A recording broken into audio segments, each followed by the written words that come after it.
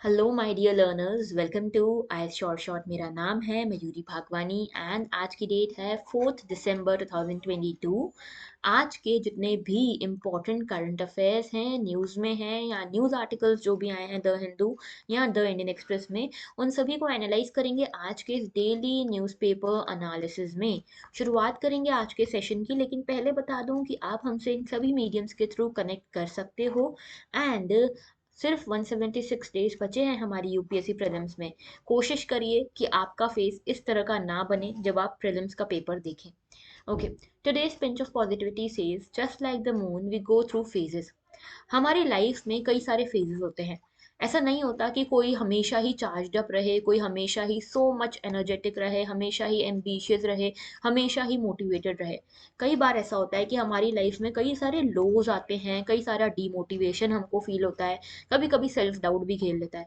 तो it is okay, okay कि कभी कभी ना अलग अलग फेजेस आते हैं and it is with everyone. ऐसा आप अकेले आपके साथ नहीं हो रहा।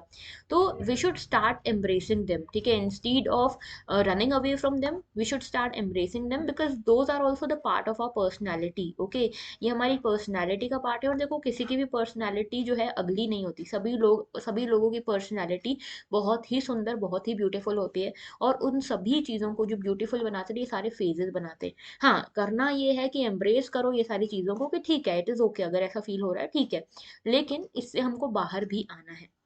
ओके, इनसे दूर नहीं भागना है। तो if you are feeling demotivated at times, तो थोड़ा अपने आप को चार्ज अप करने के लिए बाहर जाओ, मूवी देखो, फ्रेंड के साथ मिलो, फ्रेंड से मिलो, फैमिली के साथ टाइम स्पेंड करो, ब्रेक्स ले लो। ओके, एंड आज तो संडे भी है, तो happy Sunday to all of you. थोड़ा सा टाइम ज़रूर निकालना, शाम में, दिन में, दोपहर में, जब आपकी मर्जी हो, ठीक है। और जो आपको अच्छा लगे वो ज़रूर करना अपने लिए। ऑलराइट, चलिए बढ़ते हैं आगे। आज का पहला आर्टिकल जो है that is related to telecom imports. हो क्या रहा है कि इंडस्ट्री जो है, इंडस्ट्री, डोमेस्टिक इंडस्ट्री जो है टेलीकॉम सेक्टर की, बड़ी परेशान है इम्पोर्ट से, टेलीकॉम सेक्टर के इम्पोर्ट से, ठीक है। तो यहाँ पे जो इंडस्ट्री के जो लोग हैं, उन्होंने गवर्नमेंट से कहा है कि इम्पोर्ट्स के ऊपर हमको नज़र रखने की ज़रूरत है। क्योंकि इम्पोर्ट्स पे क्या हो रहा है ना कि अभी चाइना से इम्पोर्ट्स हमने कम कर दिए हैं, specially in the telecom sector, ठीक है। और हम कोशिश कर रहे हैं अलग अलग तरीकों से कि हम अपनी डोमेस्टिक इंडस्ट्री को बढ़ावा दे सकें। उसके लिए हम पीएलआई स्कीम भी लाए हैं, प्रोडक्शन लिंक्ड इंसेंटिव स्कीम भी लेकर आए हैं। लेकिन चाइना क्या कर रहा है? चाइना बड़ा चालबाज है। चाइना खुद से डायरेक्ट इंपोर्ट तो नहीं कर रहा, लेकिन चाइना दूसरे दूसरे देशों पे पहले अपना इंपोर्ट करता है और वहां से ये चीजें अल्टीमेटली इंडिया में इंपोर्ट हो रही हैं। तो चाइना डायरेक्टली इंडिया में इंपोर्ट नहीं कर रहा, लेकिन जैसे चाइना ने पहले मलेशिया भेज दिया, मेडागास्कर, जहां जहां पे भी भेजना है भेज दिया, ABC दूसरी कंट्रीज के पास। और ये ABC से इंडिया में आ रहा है। तो हमें तो लग रहा है कि ये ABC से आ रहा है, लेकिन एक्चुअल में चाइना से आ रहा है। यही है इंडस्ट्रीज की डिमांड। जितने भी इंडस्ट्रियलिस्ट हैं उनका कहना ये है कि ये जो इम्पोर्ट्स आ रहे हैं ना, ये हमारी डोमेस्टिक इंडस्ट्री को बड़ा नुकसान पहुंचा रहे हैं। तो गवर्नमेंट ने बोला है कि हम मेथडोलॉजिकली ये चेक करेंगे कि ये इम्पोर्ट्स कहाँ से आ रहे हैं, नेबरिंग नेशन से आ रहे हैं तो कहाँ से आ रहे हैं। और अगर हमको लगता है कि कोई नॉन कंप्लाइंट है, ट्रस्टेड सोर्स रूल्स के नॉन कंप्लाइंस में आ रहा है अगर कोई भी इम्पोर्ट, तो हम उसको अभी तुरंत बंद करेंगे, ठीक है। तो जो मिनिस्टर हैं टेलीकॉम के, वो 40 CEO से मिले हैं टेलीकॉम सेक्टर के। और इन्होंने ये कहा है कि हम यहाँ पे जो टेलीकॉम गियर मेकर्स हैं, उन सभी ने कहा है कि हम यहाँ पे प्रोडक्शन लिंक्ड इंसेंटिव स्कीम का फायदा उठा रहे हैं। लेकिन अभी 4-5 टास्क फोर्स भी बनाई जाएंगी, ठीक है। 4-5 टास्क फोर्स बनेंगी और ये मार्केट सपोर्ट प्रोवाइड करेंगी। ओके, बिजनेसेस को सपोर्ट प्रोवाइड करेंगी, वैल्यू एडिशन करेंगी। तो इक्विपमेंट मेकर्स जो हैं टेलीकॉम सेक्टर के, उनका कहना ये है कि जो नेटवर्क गियर है ये चाइना से आ रहा है, लेकिन चाइना डायरेक्टली इसको ना भेजकर नेबरिंग कंट्रीज के थ्रू भेज रहा है। ओके, और इसी के कारण हमारे प्रोडक्शन पे, हमारे सेलिंग पे प्रॉब्लम आ रही है। हमारा जो सेल है वो कम हो रही है। ओके, अच्छा, इसके अलावा ये 4-5 जो यहाँ पे टास्क फोर्स बनाने की बात कही है, ये किस किस के लिए है? तो देखो, एक तो होगा जो कंपोनेंट इकोसिस्टम के ऊपर बात करेगा, कंपोनेंट इकोसिस्टम डेवलप करना है। दूसरी टास्क फोर्स बनेगी कि जहाँ पे 4 से 5 चिप्स बन सके। ओके, इसके अलावा जो चिप्स होंगी, चिप्स के डिज़ाइन से लेके प्रोडक्शन तक सब कुछ इंडिया में हो सके। तीसरी टास्क फोर्स काम करेगी स्किलिंग पे, हाई स्किल्ड वर्कर्स बनाने पे, ठीक है, डिज़ाइनर्स बनाने पे, और इस तरह से। तो इम्पोर्ट के ऊपर स्क्रूटिनी होने वाली है मेथोडिकल मैनर में। ओके, और टास्क फोर्सेस बनाई जाएंगी अलग अलग कामों के लिए। और इससे हमारा जो टेलीकॉम सेक्टर है उसको कुछ ना कुछ फ़ायदा पहुंचाने की कोशिश की जाएगी। यहाँ पे कि इस तरह से काम होगा कि डोमेस्टिक हब हम अपने ही इंडिया को बना सकें, specially in telecom sector. Okay, तो इसको आप पेपर टू गवर्नमेंट पॉलिसी से कनेक्ट कर सकते हो, साथ में इसको पेपर 3 से भी कनेक्ट कर सकते हो, इकोनॉमी वाले पोर्शन से। ओके, चलिए बढ़ते हैं आगे। और यहाँ पे इंडियन टेलीकॉम इंडस्ट्री फ्रेमवर्क यहाँ पे बताया हुआ है। तो देखो इंडियन टेलीकॉम इंडस्ट्री जो है वो दो तीन, मतलब इसमें कई सारी बॉडीज हैं, कुछ तो डायरेक्टली गवर्नमेंट की बॉडीज हैं, कुछ इंडिपेंडेंट बॉडीज हैं। तो देखो गवर्नमेंट की बॉडीज में ये जानना इंपॉर्टेंट है, क्योंकि प्रीलिम्स में इस तरह के क्वेश्चन आपसे पूछे जा सकते हैं। Okay, wireless planning and coordination, ठीक है, ये एक कमिटी है, एक बॉडी है, वायरलेस प्लानिंग एंड कोऑर्डिनेशन। ये क्या करती है, स्पेक्ट्रम एलोकेशन को हैंडल करती है, मैनेजमेंट करती है इसका। दूसरा है डिपार्टमेंट ऑफ टेलीकम्युनिकेशन। ये जो है डिपार्टमेंट ऑफ टेलीकम्युनिकेशन, ये टेलीकॉम सेक्टर को किसकी कितनी फ्रीक्वेंसी का मैनेजमेंट करना है, किसको क्या लाइसेंस देना है, स्पेक्ट्रम लाइसेंस, ये सब करती है अलाउ। देन आता है टेलीकॉम कमीशन। ये टेलीकॉम कमीशन जो है ये एक्सक्लूसिव पॉलिसी मेकिंग बॉडी है डिपार्टमेंट ऑफ टेलीकम्युनिकेशन की। And then comes group on telecom and IT. तो ये जो है अडॉक इश्यूज को हैंडल करती है, ठीक है, टेलीकॉम सेक्टर में। कुछ होती हैं इंडिपेंडेंट बॉडीज, जैसे कि एक है TRAI telecom regulatory authority of India, जो कि इंडिपेंडेंट रेगुलेटरी अथॉरिटी है इंडिया में टेलीकॉम सेक्टर की। इसके अलावा है telecom dispute settlement and appellate tribunal, TDSAT, जो कि है telecom dispute settlement body. Okay, इसके अलावा एक और है association of unified telecom service providers. Okay, चलिए बात करते हैं आगे पीएलआई स्कीम की। तो पीएलआई स्कीम क्या है, देखो ध्यान से समझना, पीएलआई का मतलब है production production linked incentive. Okay, production linked incentive, इसका मतलब क्या है, मतलब इसका ये है कि प्रोडक्शन लिंक्ड इंसेंटिव का मतलब ये है कि आप जितना प्रोडक्शन करोगे ना, डोमेस्टिक कंपनी कितना भी प्रोडक्शन करेगी, उस हिसाब से उसको गवर्नमेंट कुछ ना कुछ इंसेंटिव देगी। तो डोमेस्टिक मैन्युफैक्चरिंग को बढ़ाने के लिए, बूस्ट आउट करने के लिए, बूस्ट करने के लिए, और इम्पोर्ट पे कटौती करने के लिए ये स्कीम लाई गई, सेंट्रल गवर्नमेंट लाई 2020 में स्कीम को। एम यही है कि जो हमारी कंपनीज है, डोमेस्टिक कंपनीज, अगर वो इंक्रीमेंटल सेल्स करती हैं, प्रोडक्ट्स को मैन्युफैक्चर करती हैं, तो हम उनको इंसेंटिव्स प्रोवाइड करें। पीएलआई स्कीम टेलीकॉम सेक्टर के लिए अगर बात करें, तो ये स्कीम जो है डोमेस्टिक मैन्युफैक्चरिंग के लिए भी बहुत इंपॉर्टेंट है, ठीक है। तो ये स्कीम जो है डोमेस्टिक मैन्युफैक्चरिंग के लिए, टेलीकॉम सेक्टर के नेटवर्किंग प्रोडक्ट्स के, एंड इसमें आप switches, routers, 4G 5G radio access network, wireless equipments, इन सभी चीज़ों के डिवाइसेस के ऊपर अगर आप अच्छी मैन्युफैक्चरिंग करते हो, अच्छे सेल्स करते हो, अच्छे प्रोडक्शन करते हो, तो आपको इंसेंटिव दिया जाएगा। ऑपरेशनल है ये 2021 से, अभी 5 सालों के लिए ये स्कीम आई है, ठीक है, आगे बढ़ती है तो we do not know, but अभी 5 साल के लिए स्कीम आई है। सिग्निफिकेंस यही है कि इससे इंक्रीमेंटल प्रोडक्शन हो पाएगा 2.4 लाख करोड़ का, एक्सपोर्ट्स 2 लाख करोड़ तक के हो पाएंगे, और इन्वेस्टमेंट भी इसमें 3,000 करोड़ रुपए तक का आ पाएगा। इससे लगभग 40,000 direct and indirect employment generate होंगे, टैक्स रेवेन्यू लगभग 17,000 करोड़ रुपए का यहाँ पे जनरेट होगा। इसके साथ में इंडिया जो है सेल्फ रिलायंस की तरफ बढ़ रहा है, और इंडिया का जो इम्पोर्ट है, अभी 80% इम्पोर्ट जो है टेलीकॉम सेक्टर में, इंडिया बेसिकली 80% जो रिक्वायरमेंट पड़ती है हमको टेलीकॉम सेक्टर में, वो हम इम्पोर्ट करते हैं। तो हमारा एम यही है कि इसको हम कट डाउन करें, और एक दिन ऐसा है जब हमको कुछ भी इम्पोर्ट ना करना पड़े। ओके, तो हमारा पीएलआई स्कीम, देखो पीएलआई स्कीम जो है ना, सिर्फ ऐसा नहीं टेलीकॉम सेक्टर में, कई सारे सेक्टर्स में है, एनर्जी सेक्टर में है, फार्मा सेक्टर में है, बहुत सारे सेक्टर्स में है ना। तो इसमें हमारा एम यही है कि हम इंडिया को एक मैन्युफैक्चरिंग हब बनाए। ओके, कि हमें दूसरे पे डिपेंड होना ना पड़े। आपको पता है कोविड के दौरान हम आत्मनिर्भर भारत के ऊपर, हमारे जो प्राइम मिनिस्टर हैं उन्होंने कितना फोकस किया था, आत्मनिर्भर भारत, वोकल फॉर लोकल। तो इन्हीं सबको रियलाइज करने के लिए, मैनिफेस्ट करने के लिए पीएलआई स्कीम बनाई गई है। ओके, चलिए बढ़ते हैं आगे। Are rhinos and elephant conservation efforts a success. तो पेपर 3 से आप इसको एनवायरमेंट से कनेक्ट कर सकते हो। राइनोज और एलिफेंट्स के ऊपर जो कंजर्वेशन के एफर्ट्स किए जा रहे हैं, क्या वो सक्सेसफुल हो रहे हैं, नहीं हो रहे हैं, क्या अभी भी चैलेंजेस हैं, किस इंडेंजर्ड लिस्ट में ये आते हैं, क्या क्या इनके बारे में सारी इन्फॉर्मेशन हम जानेंगे। ओके, अच्छा मैं बता दूं कि यूपीएससी का फेवरेट क्वेश्चन है, एक ना एक क्वेश्चन इस तरह से स्पीसी बायोडाइवर्सिटी पे पूछा जाता है। Okay, specially in prelims. Okay, बढ़ते हैं आगे। देखो यहाँ पे Kaziranga national park, Kaziranga national park जो है ना, एक इसकी ग्रेटेस्ट कंजर्वेशन स्टोरी है। क्यों ग्रेटेस्ट कंजर्वेशन स्टोरी है, क्योंकि एक समय था यहाँ पे राइनोस की जो तादाद थी ना, पॉपुलेशन, वो कुछ 12, 1 डजन 2 डजन हुआ करती थी, ठीक है। 1905 में 1 डजन की इसकी पॉपुलेशन थी राइनोस की। और आज 2022 की अगर बात करें, स्टेट ऑफ राइनो रिपोर्ट 2022 की, तो आप देखोगे कि यहाँ पे काजीरंगा में आज की डेट में लगभग 2600 613 राइनोज हैं। तो 12 से लगभग 2600 राइनोज का सफर हमने तय किया, ये सक्सेस ही तो है। ठीक है, और इंडिया में टोटल 4000 राइनोज मिलते हैं, जिसमें से 65% राइनोज अकेले काजीरंगा में मिलते हैं। बाकी ओवरऑल देखोगे तो इंडिया और नेपाल में इसके 11 हैबिटेट्स आपको देखने को मिलते हैं। ओके, ठीक है। और इसके अलावा कई सारे protection force, rhino protection force बनाया गया है काजीरंगा में, और सबसे बड़ा जो सक्सेस के पीछे कारण है ना, वो ये राइनो प्रोटेक्शन फोर्स ही है। क्यों? क्योंकि यहाँ पे हम देखते हैं कि यहाँ पे ये राइनो प्रोटेक्शन फोर्स, अगर कोई भी ऐसा लगता है ये पर्सन, एलिज्ड पर्सन जो है राइनोस की पोचिंग के लिए आया है, आर्म्ड तरीके से आया है, कुछ ना कुछ हथियार लेकर आया है, अनऑथराइज एंट्री के थ्रू आया है, तो इसको वहीं की वहीं शूट कर दिया जाता है। ओके, तो इस लेवल का डर है वहां पे लोगों में पोचिंग के अगेंस्ट। ओके, अच्छा, इसके अलावा क्या poaching, anti poaching measures help कर रहे हैं हमारी? तो देखो, हाँ, मदद तो कर रहे हैं, ठीक है, क्योंकि एंटी पोचिंग मैकेनिज्म जो है इंडिया नेपाल में चलाया गया है, इसमें ज़्यादा मैन पावर, ज़्यादा कैपेसिटी बिल्डिंग की गई है, ज़्यादा स्टाफ को इक्विप कराया गया है, एंड सो ऑन। ओके, तो सेंटिमेंट्स जो हैं लोकल पीपल के, वो अटैच्ड हैं राइनोज के साथ, क्योंकि यहाँ पे काफ़ी ड्रॉप जो था पहले हो रहा था राइनो पॉपुलेशन का, लेकिन लोग जो हैं वो इनको अपने कल्चर का हिस्सा मानते हैं, और इसीलिए अब इनका पॉपुलेशन ड्रॉप भी तेजी से नहीं हो रहा, अब मतलब पॉपुलेशन ड्रॉप कम हुआ है। ओके, अच्छा, इसके अलावा इलीगल वाइल्ड लाइफ ट्रेड जो है वो कम हुआ है, लेकिन अभी भी देखो डर यही है, खतरा यही है कि म्यांमार और साउथ ईस्ट एशिया में बहुत इलीगल वाइल्ड लाइफ ट्रेड होता है, जिसका रास्ता, जो रूट है ना, वो इंडिया से भी गुजरता है। तो इसीलिए पोचिंग जो है एक मेजर इशू अभी भी है। इसके अलावा इन्वेजिव स्पीशीज जो है ना, इन्वेजिव एलियन स्पीशीज, ये भी एक बहुत बड़ा खतरा है।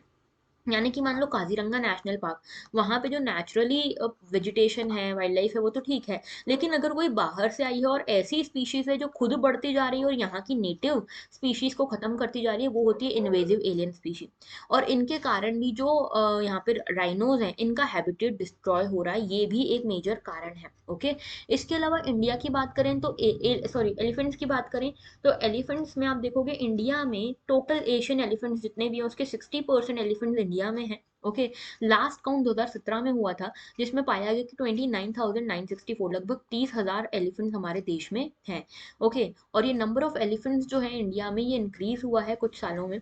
अभी आईयूसीएन रेड लिस्ट के हिसाब से, आईयूसीएन की रेड लिस्ट के हिसाब से जो हमारे एलिफेंट्स हैं, एशियन एलिफेंट्स, वो आते हैं एंडेंजर्ड कैटेगरी में। ओके, एंड इसी के साथ में हमारी वाइल्ड लाइफ प्रोटेक्शन एक्ट के शेड्यूल 1 में भी इनका मेंशन है।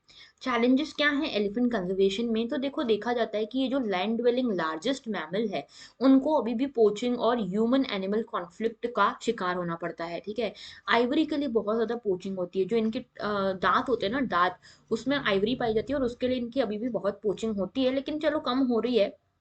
मेजर इशू है ह्यूमन एलिफेंट कॉन्फ्लिक्ट, इसमें इलेक्ट्रोक्यूशन हो जाता है काफी टाइम, तो यानी कि जो बड़ी हाई टेंशन लाइन है ना, उससे टकरा के करंट से इनकी डेथ हो जाती है एलिफेंट्स की। ओके, इसी के साथ में ह्यूमन एनिमल कॉन्फ्लिक्ट बढ़ रहा है। अभी देखो, एवरेज पे देखा जाए अगर, तो हर साल लगभग 100 एलिफेंट्स और लगभग 500 ह्यूमंस की डेथ होती है because of human animal conflict between an elephant and a human. Okay, इसके साथ में एलिफेंट पॉपुलेशन जो है वो इवनली भी डिस्ट्रीब्यूटेड नहीं है सब जगह।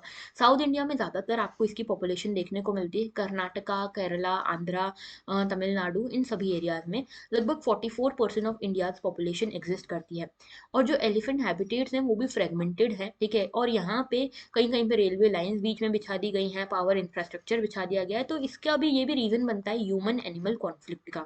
ठीक है, इसके साथ में जो चेंज हो रहा है लैंड यूज में, पर्टिकुलरली जो फॉरेस्टेड एरियाज हैं वहाँ पे ये जो एग्रीकल्चर का बढ़ावा मिल रहा है, इस सब में हैबिटेट जो है एलिफेंट का वो डिस्ट्रॉय हो रहा है। इसके लिए मिनिस्ट्री ऑफ एनवायरमेंट ने 1992 में प्रोजेक्ट एलिफेंट चलाया, जिसमें एलिफेंट्स को लॉन्ग टर्म सर्वाइवल देने के लिए, उनके हैबिटेट को बचाने के लिए कोशिश की गई। अभी 32 एलिफेंट रिजर्व हमारे यहाँ पे है, जिसमें अभी लेटेस्ट अगस्त मलाई एलिफेंट रिजर्व जुड़ा है 2022 में। इसके अलावा एलिफेंट कॉरिडोर्स भी हैं, नैरो हैबिटेट लिंकेजेस भी हैं, और इन्हीं के साथ 101 एलिफेंट कॉरिडोर्स भी हमारे देश में एग्जिस्ट करते हैं। ओके, तो ये सब तैयारी है हमारी रिगार्डिंग एलिफेंट्स एंड राइनोज। इसके अलावा कुछ और चीजें जो बात कर लेते हैं उसके बारे में।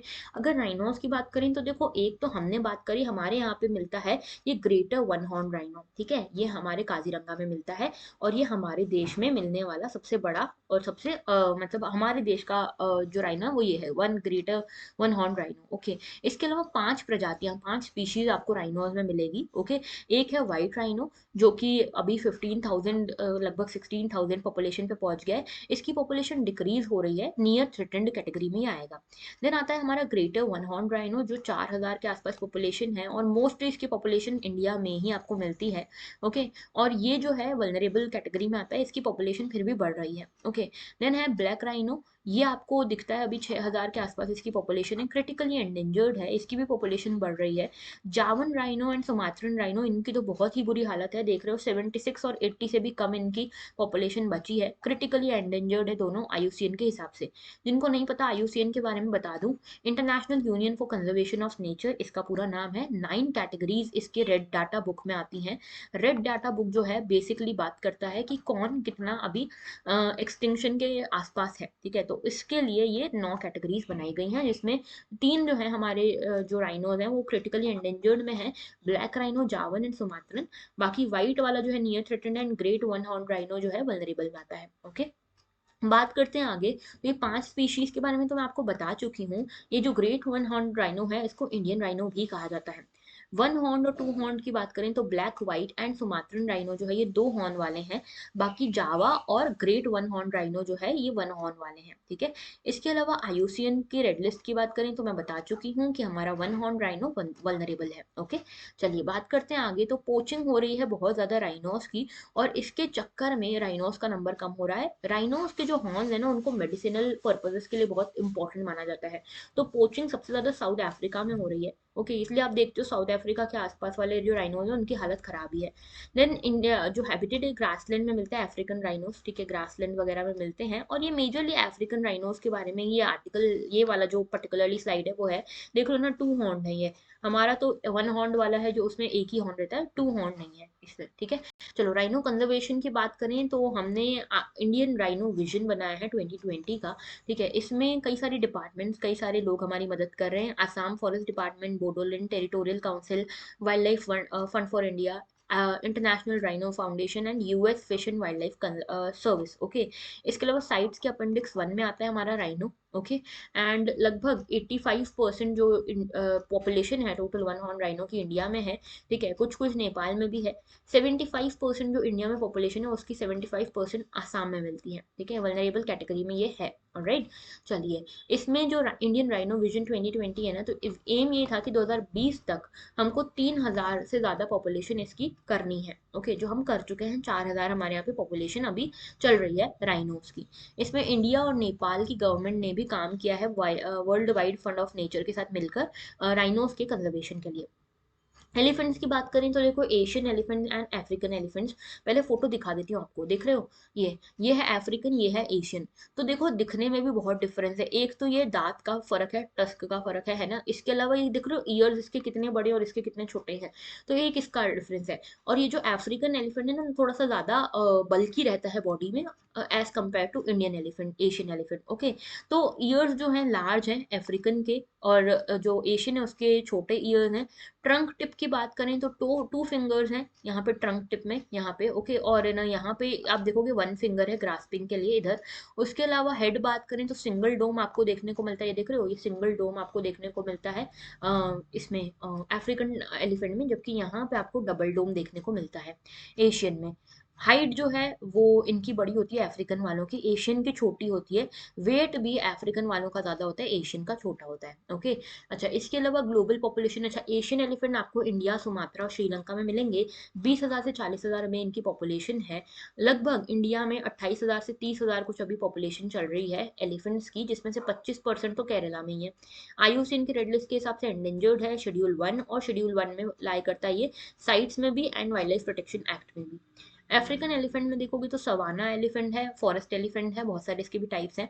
ग्लोबल पॉपुलेशन 4 लाख है। ओके, आईयूसीएन की रेड लिस्ट में वल्नरेबल पे है, और मेजरली बोत्सवाना में आप देखोगे अभी लास्ट 2020 में कई सारे एलिफेंट्स की डेथ हुई थी, तो इसलिए भी बहुत न्यूज में था।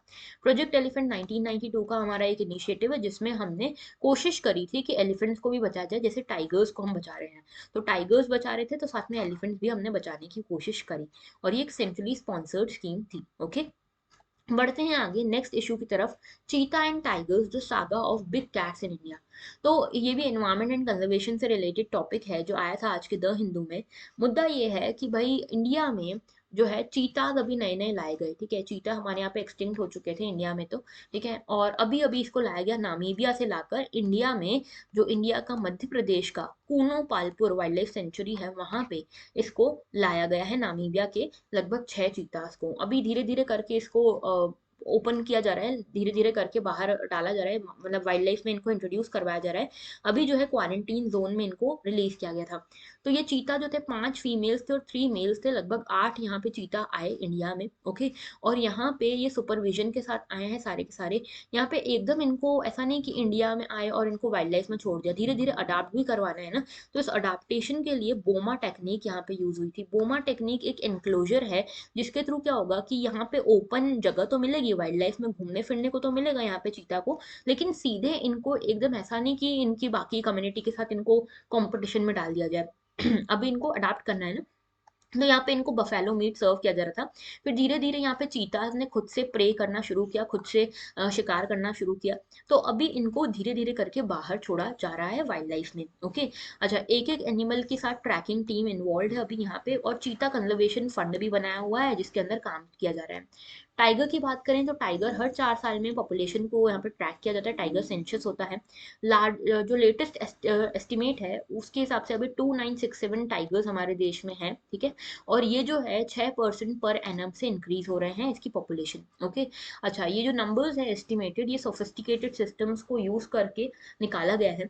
2006 में बहुत कम थे हमारे यहाँ टाइगर्स, लगभग 1411 टाइगर्स थे, और आज हमारे यहाँ पे 2967 टाइगर्स हैं, ओके। कैसे नंबर बढ़ाया हमने, तो प्रोजेक्ट टाइगर को इम्प्लीमेंट करके 1973 में प्रोजेक्ट टाइगर इम्प्लीमेंट किया था, जिसके थ्रू टाइगर रिजर्व हमने बनाए, एंटी पोचिंग मेजर्स हमने लिए। इंडिया में 53 टाइगर रिजर्व अभी हैं, ओके। और इसमें अभी जो टाइगर्स का नंबर बढ़ रहा है उसके साथ में यहाँ पे प्रोटेक्टेड जोन्स को भी हम बढ़ा रहे हैं, ह्यूमन एनिमल कॉन्फ्लिक्ट को भी कम करने की कोशिश कर रहे हैं, ओके। बात करते हैं बिग कैट्स की। तो big cats of the world, India की बिग कैट्स की बात करें तो ये देख रहे हो, ये है बंगाल टाइगर, ठीक है। इसका आप देखोगे बॉटनिकल बॉटनिकल नेम है पेंथेरा टिग्रिस, ओके। यहाँ पे ये इस तरह का टाइगर जो है ना, इसको बंगाल टाइगर बोलते हैं, बिग कैट में आता है, ओके। देन आता है हमारा लायन, एशियाटिक लायन, इसको बोलते हैं पेंथेरा लियो पर्सिका, ओके। इसके बाद आता है हमारा इंडियन लेपर्ड, जिसको बोलते हैं Panthera pardus fusca, okay. And then आता है snow leopard, Panthera uncia. And then आता है क्लाउडेड लेपर्ड जिसका नाम है नियोफेलिस नेबुलोस, ओके। तो यहाँ पे ये सारी जो है ना, ये सब जो है ये बिग कैट्स में आते हैं हमारे इंडिया की, ओके। अब तो चीता भी शामिल होने वाला है, तो देखते हैं इसका क्या है। बात करते हैं आगे चीता की। तो अफ्रीकन चीता और एशियाटिक चीता। एशियाटिक चीता लगभग खत्म हो चुका है, क्रिटिकली एंडेंजर्ड है। सिर्फ एक जगह पे अभी एशियाटिक चीता है जो कि है ईरान में, जहाँ पे 50 से भी कम चीता बचे हैं, ठीक है। तो बाकी जगह तो एक्सटिंक्ट हो चुके हैं। अफ्रीकन चीता वल्नरेबल हैं अभी आईयूसीएन के हिसाब से। साइट्स की बात करें तो एशियाटिक चीता अपेंडिक्स 1 में है, साइट्स के हिसाब से अफ्रीकन चीता में अपेंडिक्स 1 में है, और इस लिस्ट में माइग्रेटरी स्पीशीज भी आते हैं, ओके। हैबिटेट की बात करें तो अभी सिर्फ 40 से 50 ईरान में बचे हैं। और इसमें बात करें तो अफ्रीकन चीता टोटल अभी 6,500 से 7,000 अफ्रीकन चीताज बचे हैं। अफ्रीकन चीताज थोड़े बड़े होते हैं साइज में एशियाटिक चीता के हिसाब से, ओके। और एशियाटिक चीता इस तरह से दिखते हैं, स्मॉलर होते हैं, पेलर होते हैं, और इनका जो है ज्यादा फर होता है, सिर छोटा होता है, स्मॉलर हेड्स, लॉन्गर नेक होता है इनका, रेड आईज इस तरह से होती है, ठीक है। कैट लाइक अपीयरेंस दिखती है, तो यहाँ पे ये कैट लाइक दिखते हैं, और ये जो है ये चीता है, ओके। ये दोनों ही चीता है, लेकिन अभी हमारे देश में जो है ना वो ये वाले चीता है, ओके। चलिए बढ़ते हैं आगे। टाइगर की बात करें तो पेंथेरा टिग्रिस या पेंथेरा टिग्रिस टिग्रिस जो है ये कई सारे एरियाज में मिलता है, ठीक है। साइबेरियन टेम्परेट फॉरेस्ट से लेकर सब ट्रॉपिकल ट्रॉपिकल फॉरेस्ट में लार्जेस्ट कैट स्पीशी है, ठीक है। यानी कि एशियाटिक लायन से भी बड़ा स्पीशी है tiger, okay. Protection status schedule 1 में आता है, आईयूसीएन सॉरी आईयूसीएन नहीं, वाइल्ड लाइफ प्रोटेक्शन एक्ट के। एंडेंजर्ड में आता है आईयूसीएन में, और साइट्स के अपेंडिक्स 1 में आता है, ओके। देखना चाहो यहाँ से देख सकते हो, टाइगर रिजर्व हमारे देश में 53 है हाल फिलहाल में, ओके। तो आप चाहो यहाँ से देख सकते हो। चलिए, आप मुझे बताना एक बार ये चेक करके कि ये 53 है, मुझे ध्यान आ रहा है कि बढ़ गए थे, 55 हो गए थे। तो एक बार मुझे चेक करके बताना, और मुझे बताना कि लेटेस्ट कौन सा जुड़ा है, ठीक है। लेटेस्ट कौन सा जुड़ा है टाइगर रिजर्व, ये आप मुझे कॉमेंट सेक्शन में जरूर बताना। तो चलो आगे बात करते हैं। 55 natural food sources of tribal population of Dandakaranya region on its way to oblivion. पता ये चल रहा है कि चंडीगढ़ नहीं, छत्तीसगढ़ जो है, छत्तीसगढ़ के आसपास दंडकारण्य रीजन है, आंध्र प्रदेश छत्तीसगढ़ के आसपास, जहाँ मेजरली ट्राइबल रीजन है, ये कोंटा, मुरिया, ये ट्राइब्स रहती है यहाँ पे। तो ये कई सारे यहाँ पे ना बहुत सारे ऐसे ट्रेडिशनल फूड वेराइटीज हैं जो यहाँ पे फॉरेस्ट से कलेक्ट किए जाते हैं। तो 21 फॉरेस्ट से कलेक्ट किए जाने वाले ये ट्रेडिशनल आइटम हैं जिनको कलेक्ट किया जाता है, और जिनके लिए अभी देखा जा रहा है कि धीरे धीरे इनको लेकर यहाँ पे जो ट्राइबल पॉपुलेशन है वो ज़्यादा अभी इनको यूज़ नहीं कर रही है। तो पहले 55 फूड सोर्सेज मिलते थे यहाँ पे, अभी धीरे धीरे लोग जो है, ट्राइबल पॉपुलेशन जो है, इनसे थोड़ा दूर होती जा रही है। ठीक है, जैसे जैसे इनका मेन स्ट्रीम सोसाइटी में एसिमिलेशन हो रहा है, वैसे वैसे ये ट्राइबल कल्चर कम होता जा रहा है। इसमें आप देखते हो कि दंडकारण्य रीजन में लगभग कई सारे तरह तरह के मशरूम्स फेमस थे। ठीक है, तो ये मशरूम स्पीशीज यहाँ पे नेचुरली ग्रो करते थे, और इसी से यहाँ पे लोग अपना लाइवलीहुड भी कमाते थे, न्यूट्रिशनल वैल्यू भी इसकी थी। लेकिन अभी देखा जा रहा है कि कई सारे जो ट्राइबल पीपल हैं उन्होंने नॉन ट्राइबल फूड चार्ट्स को अपना लिया है, जिसके कारण ये जो ट्रेडिशनल फूड था उसको छोड़कर लोग दूसरे फूड की तरफ बढ़ रहे हैं। तो ये फूड डाइवर्सिटी कम नहीं होनी चाहिए, क्योंकि ये यूनिक है हर ट्राइब की, है ना, और ये हमारे कल्चर का प्रतीक है। तो यहाँ पे पोरजा है, कोंड है, मुरिया है, कोया है, ये सब कम्युनिटीज हैं, ट्राइबल कम्युनिटीज हैं जो कि इन चीज़ों में लगी हुई हैं अभी भी। ठीक है, तो दंडकारण्य रीजन कहाँ है, पहले तो ये बता देती हूँ आपको। ये देखो, यहाँ पे ये दंडकारण्य रीजन है, यहाँ पे उड़ीसा, छत्तीसगढ़, महाराष्ट्र, आंध्र प्रदेश, इन सब का रीजन आता है। यहाँ पे देखो मध्य प्रदेश का बालाघाट वगैरह वाला रीजन यहाँ पे आता है। तो ये ट्राइबल रीजन है जहाँ की ये पूरी बात हो रही है। ओके, छोटा सा आर्टिकल था। एंड देखो, एक और आर्टिकल है, a week more for electoral bond sales from tomorrow. तो गवर्नमेंट ने अभी एक और वीक की विंडो अभी दे दी गई है इलेक्टोरल बॉन्ड्स को सेल करने के लिए, दिसंबर 5 से। तो लगभग एक महीने से कम समय में अब यहाँ पे इलेक्टोरल बॉन्ड स्कीम को अमेंड किया गया है, और इसमें एडिशनल सेल्स के लिए टाइम दिया गया है। ठीक है, और ये फाइनेंस मिनिस्ट्री ने सैटरडे को अनाउंस किया कि ये 24th ट्रांच है इलेक्टोरल बॉन्ड सेल्स का, और ये हो रहा है थ्रू एसबीआई। ओके, अच्छा, यहाँ पे जो स्कीम है ये डोनर्स को अलाउ करती है कि वो फंड कर सकते हैं पोल कैंपेन्स को, लेकिन ये करना पड़ेगा आपको बॉन्ड्स खरीद कर। ओके, तो सब कुछ फेयर तरीके से होगा, और only those political parties that are registered under section 29A of RPA act 1951 which secure not less than 1% of the votes polled in the last general election or state assembly election are eligible to receive electoral bond. तो वो political parties जो representation of peoples act के section 29A में registered हैं, और साथ में जिनको 1% से ज़्यादा वोट मिले थे लास्ट इलेक्शन में। ओके, तो उनको ही इलेक्टोरल बॉन्ड मिल पाएगा। नाउ एसबीआई जो है, इसको ऑथराइज किया गया है इन बॉन्ड्स को एनकैश करने के लिए, इशू करने के लिए। इलेक्टोरल बॉन्ड जो है उसको आप एनोनिमसली, यानी कि बिना नाम बताए परचेज कर सकते हो। डोनर जो खरीद सकता है इसको। ठीक है, उसको नाम लिखने की जरूरत नहीं कि मेरी तरफ से मैं भेज रहा हूँ, और 15 दिन के अंतर्गत यहाँ पे ये आप खरीद सकते हो। ठीक है, और ये 15 दिन तक का ही वैलिडिटी रहती है। मतलब आज अगर 4 तारीख आपने 4 को खरीदा, तो 15 दिन यानी कि 19th को ये एक्सपायर कर जाएगा, फिर ये किसी काम का नहीं रहेगा। ओके, तो 19 के पहले अगर जिस भी पॉलिटिकल पार्टी को देना है दे दो, वो इनकेश करा लेती तो ठीक, नहीं तो खत्म ये। ठीक है, इलेक्टोरल बॉन्ड ये डेट इंस्ट्रूमेंट है। ठीक है, यानी कि डोनर इसको खरीद सकता है बैंक से, और यहाँ पे पॉलिटिकल पार्टी इसको एनकेश करवाएगी। Okay, these can be redeemed only by the eligible party. तो इसको सिर्फ एलिजिबल पार्टी ही रिडीम करवा सकती है, और कोई नहीं करा सकता। और 1,000, 10,000, 1 लाख, 10 लाख और 1 करोड़ तक के डिनोमिनेशन में आपको ये मिल जाएगा।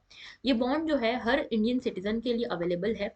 10 दिन हर महीने, जनवरी, अप्रैल, जुलाई, अक्टूबर, ये 10 दिन के लिए खुलता है। ठीक है, इनका जो विंडो है, और ये सेंट्रल गवर्नमेंट स्पेसिफाई कर सकती है आगे भी। ओके, अच्छा, इसका नेचर देखोगे तो ये जो है, ये पॉलिटिकल फंडिंग सिस्टम को थोड़ा क्लीनर बनाने के लिए आया है। यहाँ पे कोई जो है अकाउंटेबिलिटी फिक्स करने, ट्रांसपेरेंसी फिक्स करने के लिए आया है। यहाँ पे बियरर इंस्ट्रूमेंट है, यानी कि एक तरह का प्रोमिसरी नोट आप इसको कह सकते हो, इंटरेस्ट फ्री बैंकिंग इंस्ट्रूमेंट है। एलिजिबिलिटी यही है कि आपको इंडियन सिटीजन होना पड़ेगा, आपको सारे केवाईसी नॉर्म्स फुलफिल करने पड़ेंगे, पेमेंट करना है तो बैंक अकाउंट से करना रहेगा। लाइफ स्पैन जो इसका 15 दिन का रहता है, और यहाँ पे इसको डोनेशंस करने के लिए ही यूज किया जा सकता है उन पॉलिटिकल पार्टीज को जो सेक्शन 29A के अंतर्गत आती हैं under RPA act. Period of purchase बोले तो 10 दिन के लिए विंडो ओपन होती है, जो बता चुकी हूँ, और अलग अलग डिनोमिनेशन में अवेलेबल है। SBI is the only authorising body here. Okay, कैसे काम करता है, तो नोटिफाइड बैंक्स को चूज किया जाएगा, इन नोटिफाइड बैंक्स को चूज करने के बाद यहाँ पे इलेक्टोरल बॉन्ड्स को इशू किया जाएगा। डोनर जो है इलेक्टोरल बॉन्ड को यहाँ पे बाय खरीद करेगा चेक या डिजिटल पेमेंट के थ्रू। डोनर जाके ये पार्टी को देगा और पार्टी यहाँ पे उसको एनकेश कराएगी 15 दिन के पहले ही, और इसके थ्रू इलेक्टोरल कमीशन जो है उसको सारी डिटेल्स मिल जाएंगी। ओके, तो ये पूरा तरीका है। बेनिफिट्स यही है कि यहाँ पे फाइलिंग जो होगी इलेक्शन कमीशन के पास जाएगी सारी, ब्लैक मनी खत्म होगी, यहाँ पे ब्लैक मनी को कर्व कर पाएंगे, ट्रांसपेरेंसी अकाउंटेबिलिटी आ पाएगी, एनोनिमिटी जो है वो रहेगी, लेकिन साथ में जो है डोनर्स को पीनलाइज नहीं किया जाएगा। नहीं तो क्या होता है ना कि मान लो ए पर्सन ने यहाँ पे बीजेपी को बीजेपी को डोनेशन दिया, तो हो सकता है बाकी पॉलिटिकल पार्टीज ए के पीछे पड़ जाए कि तुमने हमको क्यों नहीं दी डोनेशन। ओके, तो ये पीनलाइजिंग नहीं हो पाएगी क्योंकि एनोनिमिटी है। पैरेलल करेंसी बनने से रुक पाएंगे और यहाँ पे पॉलिटिकल पार्टीज को हम फिल्टर कर पाएंगे टैक्स इवेजन के बेसिस पे। ओके, चलिए देन आता है हमारा लास्ट, हमारा आर्टिकल है बस मिसलेनियस, छोटा सा आर्टिकल है, समृद्धि कॉरिडोर। क्वेश्चन आ सकता है समृद्धि कॉरिडोर किधर बन रहा है, तो महाराष्ट्र में बन रहा है। इसका पूरा नाम है हिंदू हृदय सम्राट बाला साहब ठाकरे मार्ग समृद्धि महामार्ग। ओके, तो ये जो है ये महामार्ग जो है इसको हमारे प्राइम मिनिस्टर इनॉग्रेट करने वाले हैं 11 दिसंबर को। और ये जो एक्सप्रेस वे है ये 839 किलोमीटर का जो डिस्टेंस है नागपुर और मुंबई का उसको कम कर देगा। ओके, और पहले जहां 17 घंटे लगते थे अब सिर्फ 7 घंटे लगेंगे यहाँ पहुंचने के लिए, नागपुर से मुंबई, मुंबई से नागपुर। ओके, 6 लेन रोड है, इसको समृद्धि कॉरिडोर भी कहा जाएगा। इसी के साथ में एक नागपुर टू शिरडी स्ट्रेच भी बनाया जा रहा है यहाँ पे। और ये जो पूरा समृद्धि कॉरिडोर है 30,000 से 35,000 व्हीकल्स इसको हर रोज यूज करेंगी। टूरिज्म बढ़ेगा शिरडी में, वेलूर में, लोनार लेक में, अजंता, एलोरा, औरंगाबाद, पंचवटी, ज्योतिर्लिंग है, त्र्यंबकेश्वर, गुरुनेश्वर की, और साथ में लगा इगातपुरी की जो हिल स्टेशन है यहाँ सब जगह पे टूरिज्म बढ़ेगा। 3 वाइल्ड लाइफ सेंचुरीज से गुजरेगा ये जो मार्ग है समृद्धि मार्ग। एक है कतेपूर्णा वाइल्ड लाइफ सेंचुरी अकोला में, फिर है करंजो सोहोल ब्लैक बक सेंचुरी, और इसके अलावा एक है Tansa wild life sanctuary. Okay, इधर से निकलेगा। 209 अंडर पासिस बनाए जाएंगे यहाँ पे एनिमल्स और पेडिस्ट्रियंस के लिए। साथ में 391 विलेजेस से ये निकलेगा। ओके, लगभग 138 मेगावाट ऑफ इलेक्ट्रिसिटी यहाँ पे जनरेट हो पाएगी सोलर एनर्जी इनिशिएटिव से।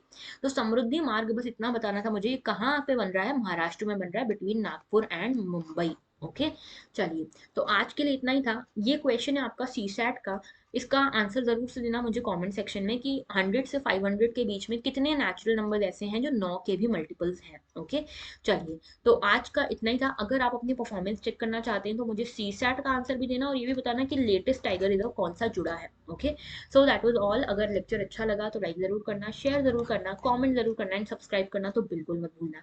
That was all, thank you for watching and have a very good day.